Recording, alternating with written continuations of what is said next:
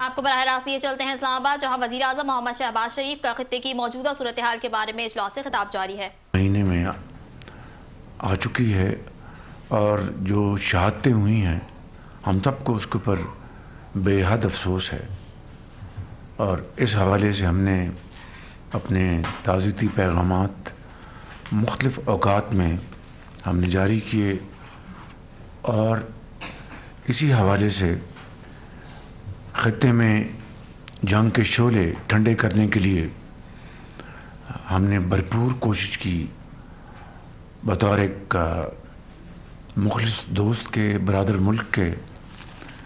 اور اس حوالے سے میں یہ عرض کروں گا کہ deputy prime minister Ishaq Dar صاحب نے اپنے ہم منصب ایران میں ان سے کئی مرتبہ بات کی، دوسرے جو ان کے جو کاؤنٹر پارٹس ہیں ان کے ساتھ بات کی، اور ان تک محنت کر رہے ہیں۔ ابھی چین سے ہو کے آئے ہیں، ان کے بازو کو چوٹ بھی آئی لیکن اس کی انہوں نے پرواہ نہیں کی۔ اور اسی طریقے سے فیلڈ مارشل صاحب نے اس حوالے سے کلیدی کردار ادا کیا اور کر رہے ہیں، اور اس حوالے سے میں سمجھتا ہوں کہ الحمدللہ مجھے یہ کہنے میں کوئی باک نہیں کہ پاکستان نے اس جنگ کو بند کرانے کے لیے اور سیز فائر کرانے کے لیے حد المقدور کوشش کی ہے۔ باقی اللہ تعالیٰ کے ہاتھ میں ہے، اور جس وقت میں آپ کی خدمت میں یہ معروضات پیش کر رہا ہوں، یہ ایفرٹس ہنوز جاری ہیں، اور انشاءاللہ میں سمجھتا ہوں کہ اللہ تعالیٰ ضرور اپنی کمال برمالین سے اس خطے میں امن قائم کرے گا انشاءاللہ۔ اسی طریقے سے پاکستان باقی ممالک کی طرح اس جنگ سے بہت متاثر ہو رہا ہے۔ ہماری اکانومی کے لیے پچھلے 2 سال میں آپ سب نے مل کر بے پناہ کاوشیں کی، اور پاکستان کی معیشت کو میکرو لیول پر اس کو سٹیبل کر دیا۔ اب اس وقت ترقی اور خوشحالی کا وقت آ چکا ہے، لیکن بدقسمتی سے اس جنگ کے نتیجے میں ہمیں معاشی طور پر بے پناہ مشکلات کا آج سامنا ہے۔ بڑی کاوشوں کے ساتھ الحمدللہ ہمارے جو 2 جہاز کھڑے تھے آبنائے ہرمز میں گزرنے کے لیے جو انتظار کر رہے تھے، وہ ڈپٹی پرائم منسٹر اور فیلڈ مارشل کی کاوشوں سے دونوں جہاز الحمدللہ وہاں سے گزر گئے، اور ابھی حالیہ دنوں میں پھر 20 جہازوں کا پاکستانی جھنڈے کے ساتھ کا انتظام کیا ہے، جو کہ انشاءاللہ اس کے لیے بھی آئندہ چند دنوں میں پیش رفت ہوگی۔ جو ہی جنگ کے سائے منڈانے لگے، میں نے یہاں پر میٹنگز کی، اور پھر ہماری ٹیم 4 صوبوں میں محترم وزراء اعلیٰ سے انہوں نے جا کے میٹنگز کی۔ لاہور میں چیف منسٹر پنجاب مریم نواز صاحبہ سے، سندھ میں شاہ صاحب سے، کے پی اور بلوچستان میں جا کے، اور پوری ان کو صورتحال کی آگاہی کی۔ پہلے ہفتے ہمیں فی الفور 55 روپے پاس آن کرنا پڑا، اور ہم نے اس کو ایکویٹ کیا ڈیزل کو اور پیٹرول کی قیمت کو۔ ایک کی پی ڈی ایل ہم نے کم کی اور اس کو ایکویٹ کر کے ہم نے 55 روپے کے طور پر پاس کیا۔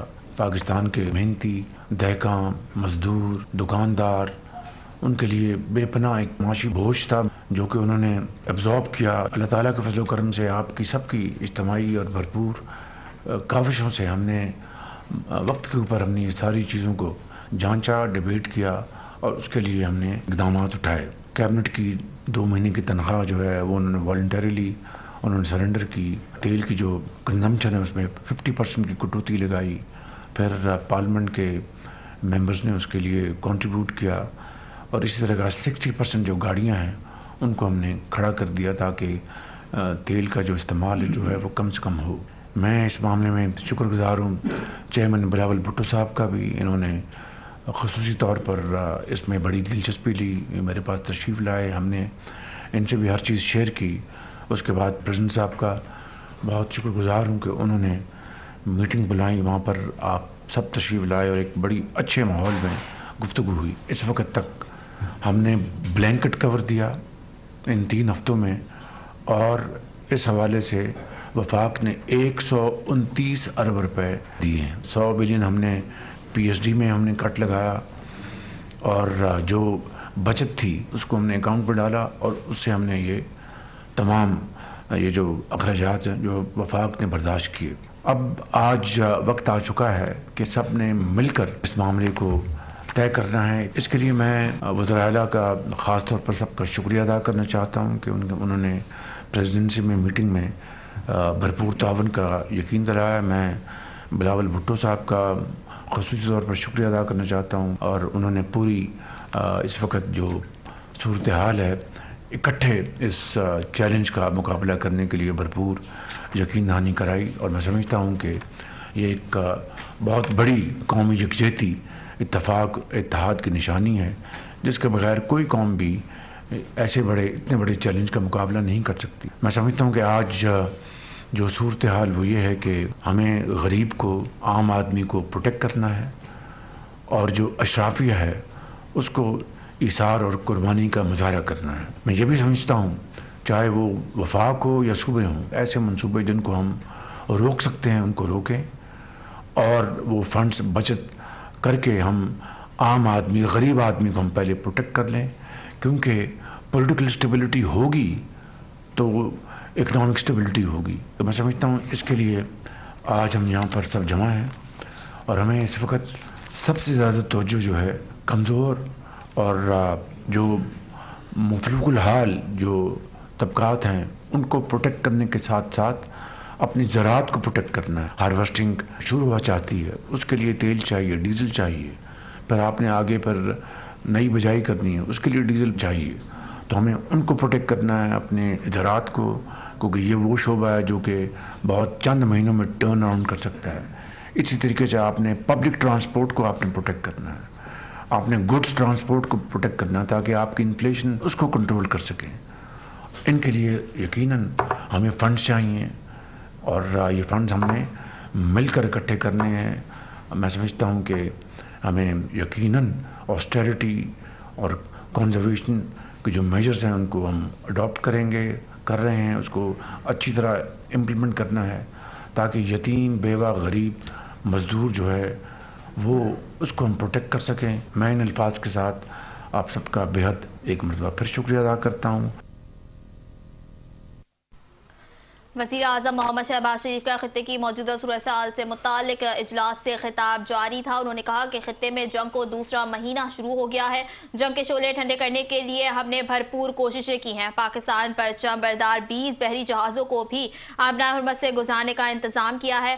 جنگ کے آغاز سے قبل ہماری ٹیم نے چاروں صوبوں کے وزرائے اعلیٰ سے ملاقاتیں اور مشاورت بھی کی۔ ان کا مزید کہنا تھا کہ نائب وزیر اعظم اسحاق ڈار اور فیلڈ مارشل سید عاصم منی کلیدی کردار ادا کر رہے ہیں۔